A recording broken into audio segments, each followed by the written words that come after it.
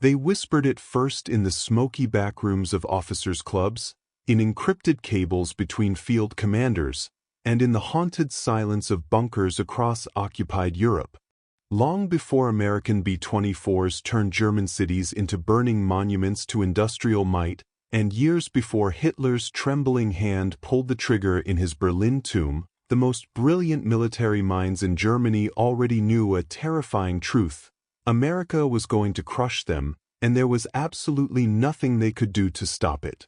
This wasn't the gradual realization of military defeat that historians like to describe. This was a psychological earthquake that shattered the Nazi worldview in real time, as Germany's finest generals watched their invincible war machine meet something they had never encountered before: the unlimited industrial power of a fully awakened American democracy. In the summer of 1941, the Wehrmacht stood at the absolute pinnacle of military achievement. In less than 2 years, Hitler's armies had accomplished what Napoleon and Kaiser Wilhelm could only dream of. Poland fell in 27 days. Norway crumbled in 2 months. France, the mighty French Republic that had bled Germany white in World War I, collapsed in just 6 weeks. The Low Countries were overrun so quickly that some German units advanced faster than their own supply lines could follow. The generals who had nursed their resentment through the humiliating years after Versailles now felt completely vindicated. Field Marshal Heinz Guderian's panzer tactics had revolutionized warfare.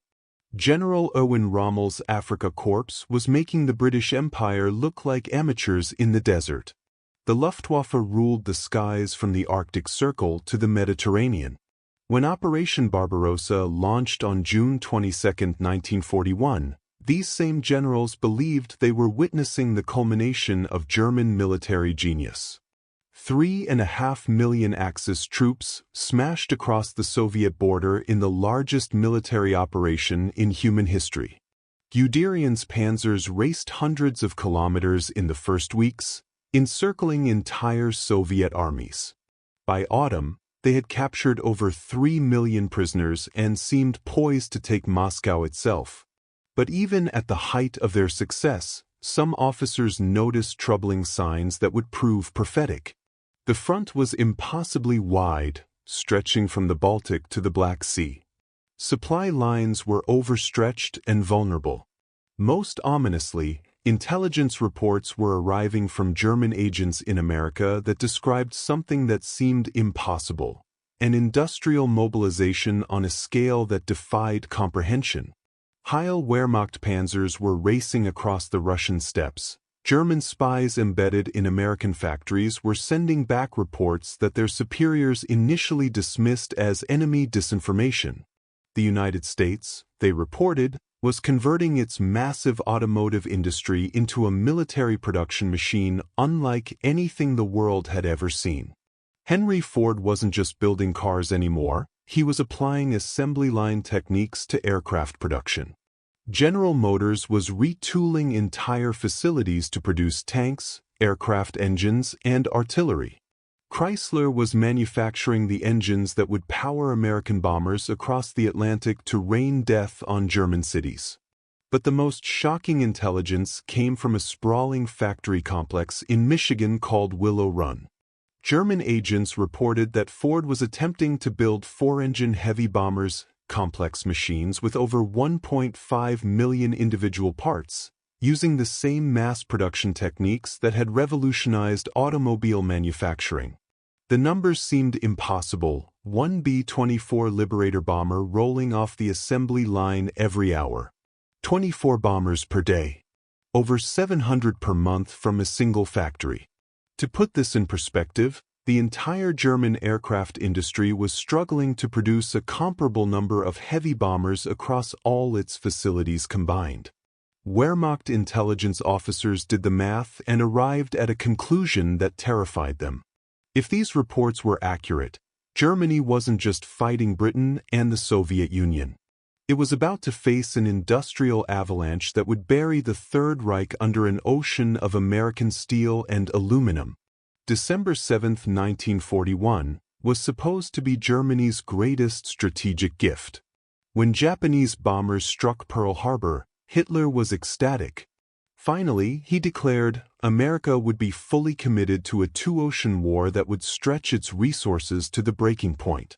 The Japanese had just solved Germany's greatest strategic problem by ensuring that American industrial might would be divided between the Pacific and European theaters.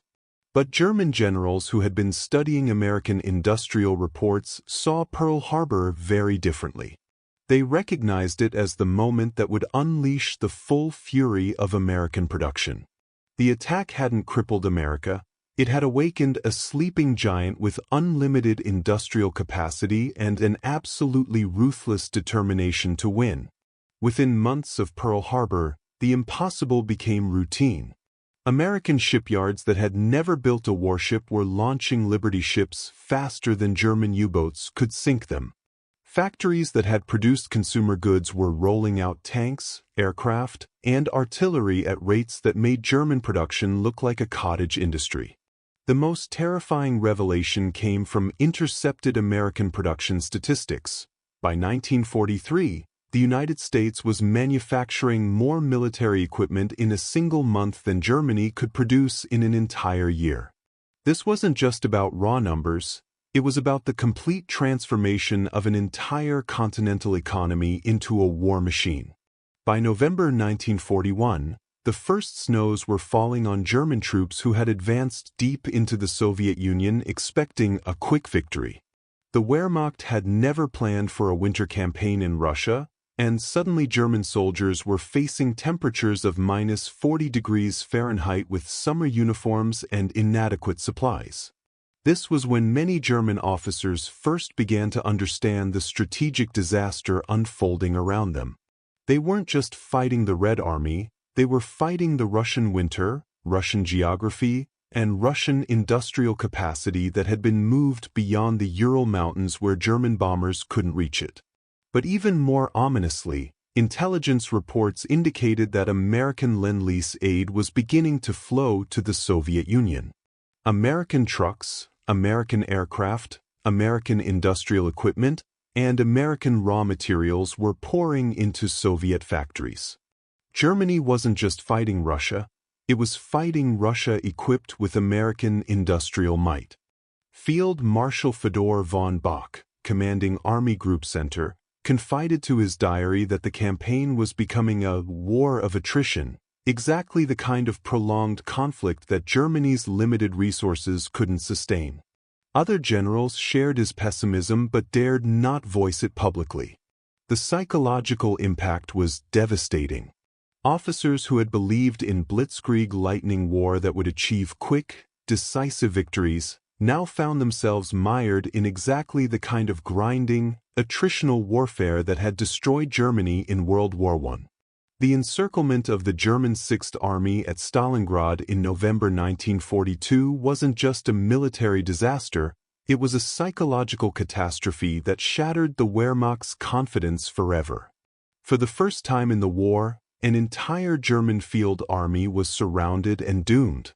Inside the frozen city, General Friedrich Paulus maintained radio contact with Hitler, pleading for permission to attempt a breakout. The response from Berlin was always the same. Hold your positions, reinforcements are coming, victory is inevitable. But the generals on the ground knew better. They could see the maps. They understood the mathematics of logistics and supply. When the Sixth Army finally surrendered in February 1943, the psychological shockwaves reached every level of the German command structure. If this could happen to one of Germany's finest armies, commanded by experienced generals and equipped with the best weapons in the Wehrmacht arsenal, what hope remained for ultimate victory? The unspoken question spread like a contagion through officer clubs and headquarters bunkers. If German soldiers could be defeated so completely, what would happen when they faced the full industrial might of America? By 1943, German intelligence had compiled production statistics that painted a picture of absolute strategic hopelessness. The numbers were so overwhelming that many officers initially refused to believe them. American aircraft production, over 96,000 military aircraft in 1943 alone, compared to Germany's total of 25,000. American tank production, over 29,000 tanks in 1943, while Germany managed fewer than 12,000. American naval construction, Liberty ships were being launched faster than German submarines could sink them, with some shipyards completing vessels in less than 70 days. But the most psychologically devastating statistics came from American bomber production. The Willow Run factory alone was producing more four-engine heavy bombers than the entire German aircraft industry.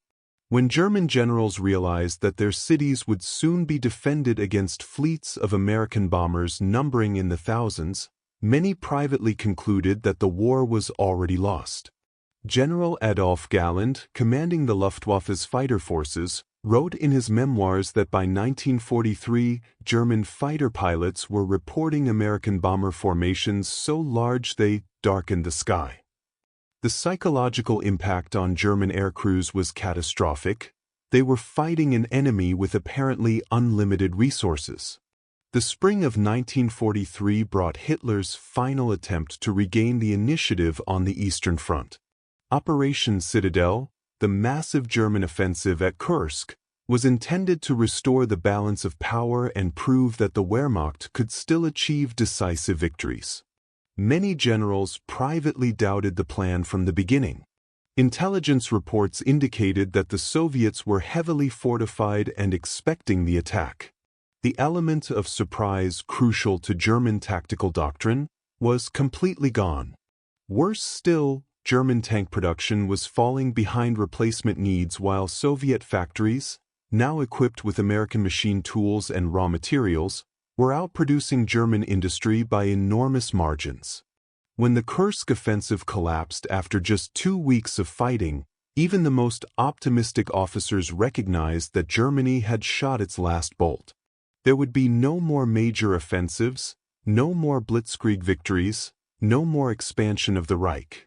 From now on, the Wehrmacht would fight a defensive war against enemies with unlimited resources and growing expertise.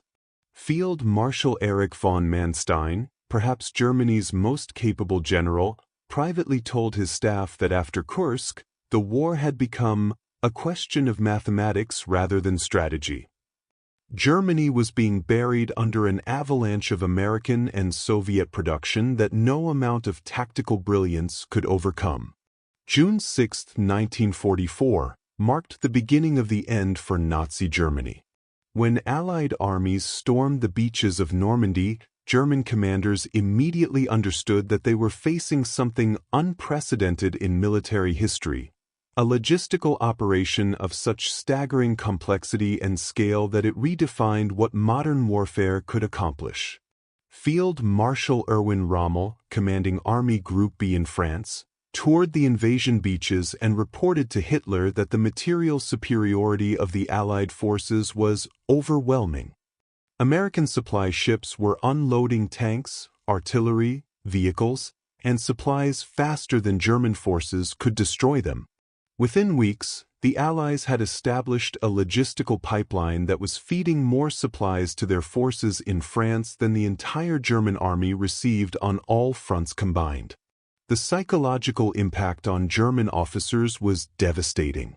They had spent years preparing defensive positions along the Atlantic Wall, confident that they could throw any invasion back into the sea. Instead, they found themselves facing an industrial war machine that could replace losses faster than German forces could inflict them. Rommel privately confided to his staff that continuing the war was a crime, because every day of fighting meant more unnecessary casualties with no hope of changing the ultimate outcome. When he attempted to negotiate with the Western Allies, Hitler's response was predictably furious. By July 1944, a significant faction within the German officer corps had concluded that Hitler was leading Germany to complete destruction. The conspiracy that culminated in the July 20th assassination attempt wasn't just motivated by moral opposition to Nazi crimes, it was driven by the desperate realization that Germany's military situation was hopeless. Officers like Colonel Claus von Stauffenberg, General Ludwig Beck, and Field Marshal Erwin von Witzleben weren't naive idealists. They were professional soldiers who had studied the production statistics, analyzed the strategic situation, and concluded that Hitler's continued leadership meant the complete annihilation of Germany.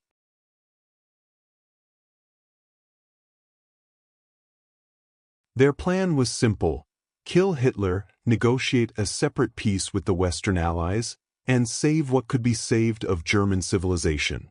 They understood that the war was lost, but they hoped to prevent the total destruction that continued fighting would bring. The failure of the July plot sealed Germany's fate. Hitler's paranoid purges decimated the officer corps, eliminating many of the most capable commanders. More importantly, it extinguished any hope of internal reform or rational strategic decision-making.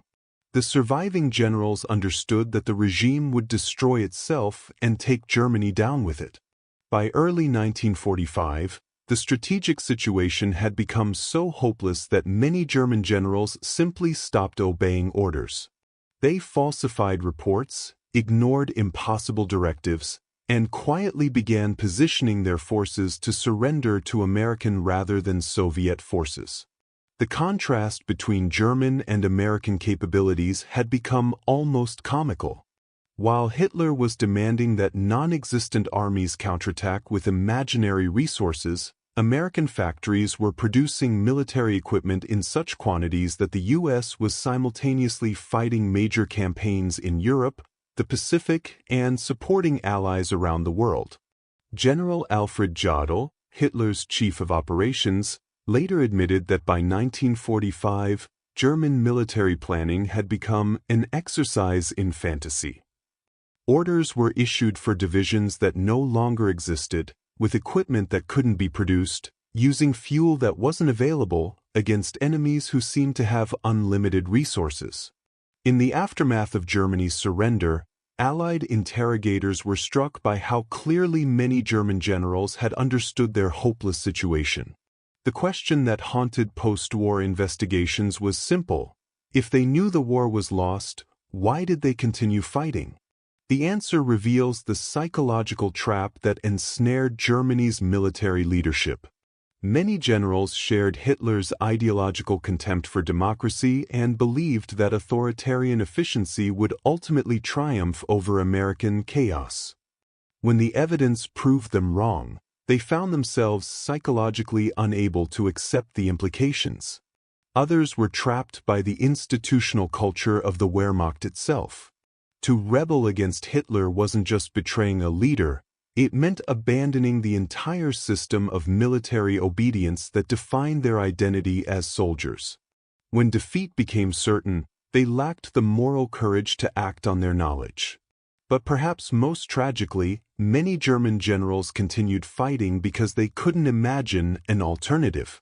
They had gambled everything on Nazi ideology and German military superiority. When both failed them, they had nothing left to believe in except the blind hope that some miracle might yet save them. What the German generals ultimately faced wasn't just military defeat, it was the complete vindication of democratic industrial capitalism over fascist authoritarianism. The United States had demonstrated that a free society could mobilize resources and coordinate production on a scale that totalitarian regimes could never match. The Willow Run factory became a symbol of everything the Nazis had underestimated about America. A diverse workforce of women, minorities, immigrants, and disabled workers had outproduced the supposedly superior German war machine. Democracy hadn't made America weak, it had made America unstoppable. By the time German generals fully understood what they were facing, it was far too late to matter. The American industrial avalanche was already rolling, and nothing in the German arsenal could stop it. They had mistaken conquest for invincibility, and when reality arrived in the form of unlimited American production, their entire worldview collapsed. The tragedy of Hitler's generals wasn't that they failed to see defeat coming, it was that they saw it clearly but lacked the moral courage to act on their knowledge. They kept fighting long after they knew the cause was hopeless, ensuring that defeat would bring not just military collapse but the complete destruction of the society they claimed to defend. This story resonates today because it reveals how ideology can blind even intelligent people to obvious realities. When facts contradict deeply held beliefs, the human tendency is often to reject the facts rather than question the beliefs. Hitler's generals chose comfortable delusion over uncomfortable truth, and in doing so, they guaranteed that millions more would die for a cause they knew was already lost. The American industrial miracle of World War II stands as proof that free societies, when truly threatened, can accomplish things that seem impossible. But it also serves as a warning. The next time America faces an existential threat, will we have the same unity of purpose and industrial capacity that saved democracy in the 1940s? That's a question every American should be asking themselves today.